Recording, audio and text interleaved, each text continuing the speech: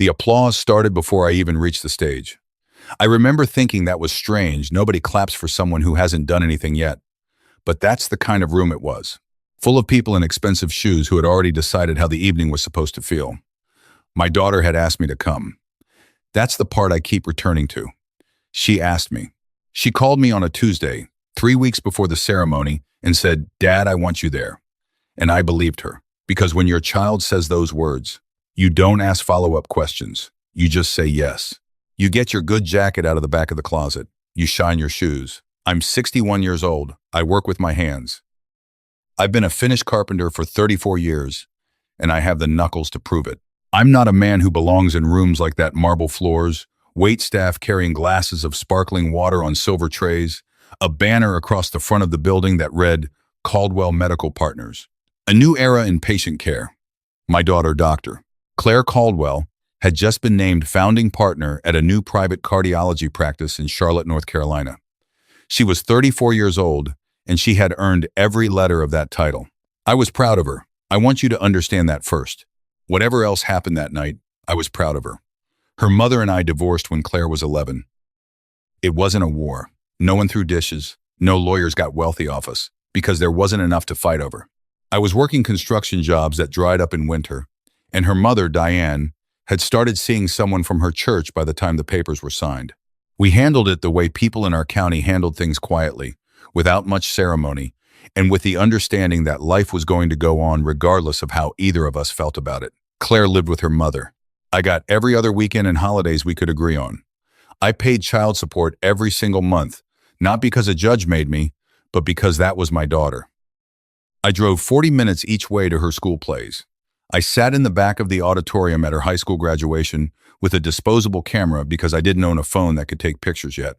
When she got into Duke for undergrad, I cried in my truck before I could go inside and hug her. We weren't close the way some fathers and daughters are. There was distance, not hostile, just geographic and circumstantial. She had her world and I had mine. But I thought we understood each other. I thought we had a kind of quiet respect, even if we didn't talk every week. I thought that when it really mattered, we were family. I drove 6 hours to be at that ceremony. I pressed my good jacket 3 times because the first 2 times I didn't get the collar right. I stopped for gas outside of Statesville and bought a card at the counter, one of those simple ones with a lighthouse on the front, because I couldn't find anything that said exactly what I wanted, which was, "I see who you've become, and it is more than I ever imagined." The venue was a converted historic building in uptown Charlotte. High ceilings, restored brick, the kind of place that costs more per hour than I make in a week.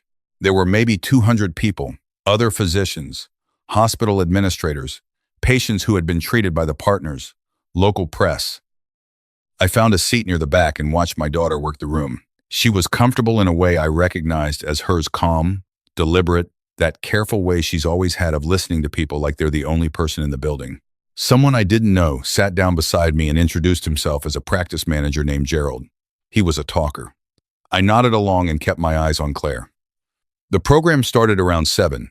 There were remarks from a hospital board member, a brief video about the practice's mission, a champagne toast. Then the lead partner, a tall man named Dr. Warren Ashby, stepped to the microphone and began introducing each of the founding partners individually. He talked about their training, their philosophy, their commitment to the community. When he got to Claire, he said things I will remember for the rest of my life. He called her one of the most gifted diagnostic minds he had worked with in 30 years of medicine. He said she had turned down offers from 3 major health systems to build something new instead of inheriting something old. He said Charlotte was lucky to have her. The room applauded, and Claire walked to the microphone. She thanked Dr. Ashby. She thanked her colleagues. She thanked several mentors by name. She paused, looked out over the room, and then she said, "There's one more thing I need to do tonight." She reached under the podium. She pulled out a manila envelope. She said, "Dad, can you come up here?" Gerald elbowed me lightly. I stood up. The spotlight found me before I had taken 2 steps, the way spotlights do in big rooms, and I walked to the front with my hands at my sides and my heart doing something I couldn't name. Claire handed me the envelope. She was smiling. The room was quiet. She leaned into the microphone and said, "My father built things his whole life. Furniture, cabinets, homes. He put his hands to work and made things that lasted. The only thing he ever failed to build was a relationship with his daughter. She paused. And tonight, with my colleagues and my community as witnesses, I think it's time to correct the record. I didn't understand what was happening. She said, "Open it, Dad." I opened the envelope. Inside were documents, legal documents. I'm not a lawyer, but I know what a civil complaint looks like because my brother-in-law once had a contractor dispute that ended up in small claims court. I stood there in the spotlight and I read the heading on the first page, and the room started to feel very far away. She was suing me for emotional abandonment. Specifically, she had filed a civil action citing what her attorney had characterized as deliberate and sustained emotional neglect during her minor years, failure to maintain a meaningful parental relationship, and financial exploitation, that last one referring, as far as I could tell from the first page, to something related to a savings account. People in the crowd had started murmuring. Someone near the back laughed once, a short, confused sound. A woman near the front looked at her husband. Claire said into the microphone, "This is the first case to walk through the doors of Caldwell Medical Partners' Legal Advocacy Initiative. We believe in accountability. In all things." She looked at me. "Even in family." More applause. Not everyone joined in, but enough did. I stood there holding the papers and I looked at my daughter, this woman I had driven 6 hours to celebrate, whose card was still in the breast pocket of my good jacket, the one with the lighthouse on the front, and I tried to find something in her face that I recognized. I found her eyes. They were steady, certain. She had planned this. I walked back to my seat. Gerald had moved 2 chairs down. I sat down and folded the papers back into the envelope, and I put the envelope under my chair because I didn't know what else to do with it. People near me didn't say anything. Someone handed me a glass of champagne I hadn't asked for. I set it on the floor next to the envelope. I want to tell you something, friends, and I want you to hear it plainly. I did not abandon my daughter. I did not disappear. I was 40 minutes away, and I was there every time the court said I could be, and most times it didn't. When Claire was 13 and her mother moved her school, I changed my whole work schedule for 3 months so I could still pick her up on our Saturdays. When she was 17 and needed $4,000 for a summer medical program at UNC that her mother's insurance wouldn't cover, I took out a personal loan and paid it without being asked twice. When she was 22 and her first apartment fell through 2 days before move-in, I drove to Durham with my truck and my tools, and I built her a sleeping loft in her backup apartment so she'd have enough floor space to live like a person. The savings account, which I would only learn the full story of later, was a joint account that Diane and I had opened for Claire when she was 8 years old. We each contributed to it when we could. After the divorce, Diane controlled the account. When Claire was 16, there was a period of about 14 months when I was badly injured on a job site, a fall from scaffolding that cost me 8 weeks of work and a surgery on my right shoulder, and I missed 6 contributions to that account, totaling approximately $900. Those 6 deposits. That was the financial exploitation referenced in the legal complaint. I sat in that beautiful room with my ruined jacket and my lighthouse card, and I tried to breathe slowly the way the physical therapist had taught me after my shoulder surgery, and I thought about every choice I had ever made that had led me to this chair. The program wound down. People began to move toward the reception tables. I didn't move. I didn't know if I was supposed to leave or stay or apologize for something I hadn't done. I was trying to decide when I noticed a man standing near the sidewall. He was older than me by a fair margin, mid-70s. I'd guess wearing a tan sport coat and holding a glass of water with both hands. He was watching me. After a moment, he walked over. He didn't introduce himself right away. He sat down in the chair Gerald had vacated, and he set his water on the floor and he said, "I knew your wife." I said, "I don't have a wife." He said, "Your ex-wife, Diane. I knew her from her church. I was a deacon there for about 12 years. I looked at him. He had a deliberate quality, a stillness, like a man who had learned not to waste words. He said, "I've been sitting with something for about 2 years now. I came here tonight because I saw the article in the paper about your daughter's practice opening. And I thought, if that man shows up, I'll know it's time." He reached into the inside pocket of his sport coat and he pulled out an envelope, smaller than the one I was still holding under my chair, letter-sized. He said, "This was written by Diane about 8 months before she passed. She gave it to me and asked me to hold on to it. She said she wasn't sure she'd ever have the courage to send it. She said if anything happened to her, to use my judgment." He set the envelope on my knee. He said, My name is Harold Fitch. I'm sorry it took me this long." And then he stood up, collected his water glass, and walked toward the exit. I sat alone in that chair, and I opened the second envelope of the evening. It was 4 pages, handwritten in Diane's careful, slightly left-leaning cursive that I had not seen in years, but recognized immediately. I will not read it to you word for word, friends, because some of it was private in ways that deserve to stay that way. But I will tell you what it said in its bones, because you came here tonight, and you deserve to know. Diane wrote that she had told Claire, over the years, a version of our marriage and our divorce that was edited in her favor. Small edits at first.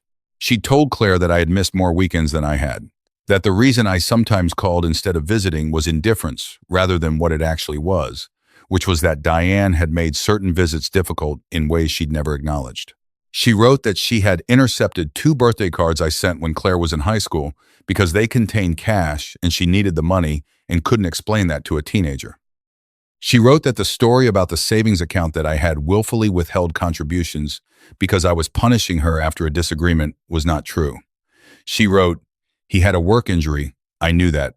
I let Claire believe otherwise because I was ashamed of how we were struggling and I needed someone to be at fault."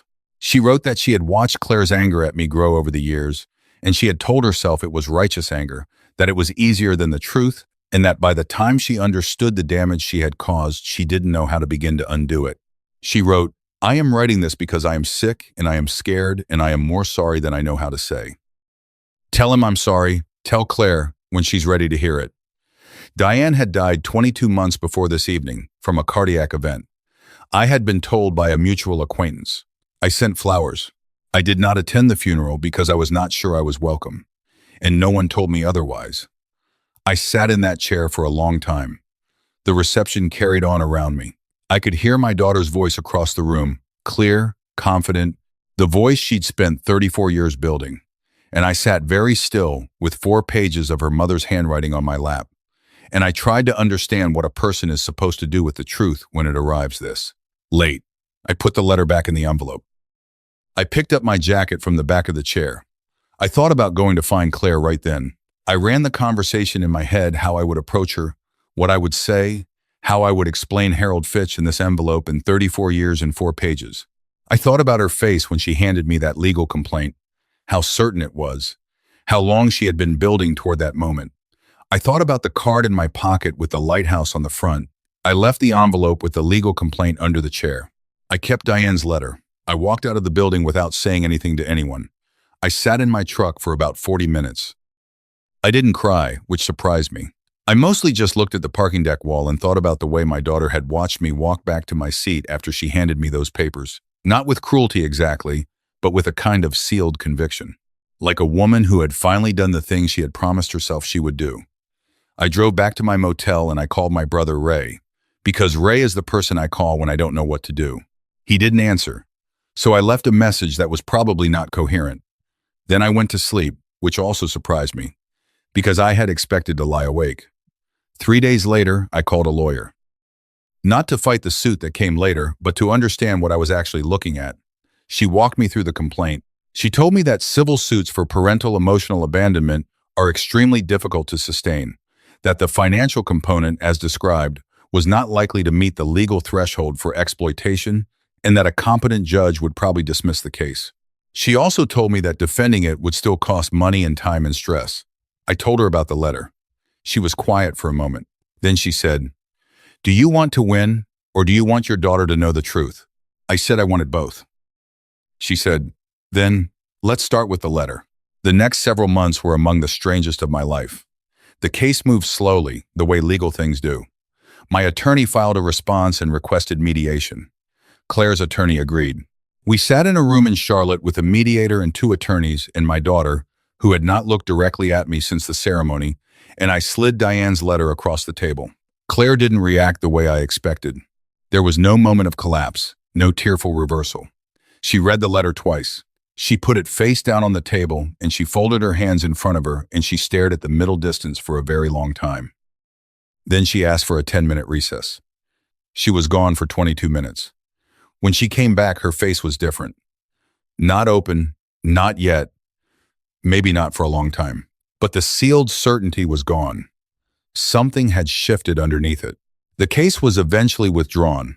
No financial settlement, no formal findings. Just a mediation agreement and a piece of paper that meant it was over. Claire and I have spoken 4 times since then. Real conversations, not the polite nothing conversations we'd been having for years. The first one was hard. She apologized and I let her. And then I said something that surprised both of us, which was that I understood why she believed what she believed, because she had no reason not to. She was a child and her mother was her world, and her world had told her a story. That's not a moral failing. That's just what children do with the stories they're given, she cried. I don't think she'd planned to. I'm not going to tell you that everything is repaired. It isn't. You don't rebuild in months what was shaped over decades. But we are building something, and I am old enough to know that building takes longer than most people want it to and holds longer than most people expect. There's a chair in my shop, a rocking chair I've been working on since last fall. White oak, hand-cut joinery, the kind of piece that takes time if you want it to last. I haven't decided yet if I'm going to give it to Claire or keep it. Maybe I'll let her decide when she sees it. I still have the lighthouse card in my truck. I never gave it to her that night, so I kept it. Maybe I'll give it to her with the chair. Maybe by then it won't need to say anything at all. Friends, I've thought a long time about what I'd want you to take from this. Not revenge and not bitterness. I've seen what those cost, and they cost more than they're worth. What I keep coming back to is this. The truth is patient in a way that people aren't. It doesn't need your help. It doesn't need you to force it or perform it in a room full of strangers. It sits quietly in the pocket of an old deacon's sport coat, and it waits for the right Tuesday evening, and eventually it finds its way to the table. I still drive 40 minutes to see my daughter when she asks, and she is starting, slowly, to ask. Sometimes the truth doesn't arrive on your schedule. It shows up in a stranger's coat pocket, years late, on an ordinary evening when you were just trying to celebrate someone you love. What that teaches us is worth holding on to. Keep showing up anyway.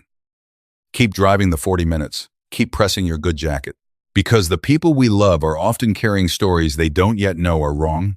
And patience, quiet, stubborn, undramatic patience is how we stay close enough to be there when the truth finally finds its way to the table.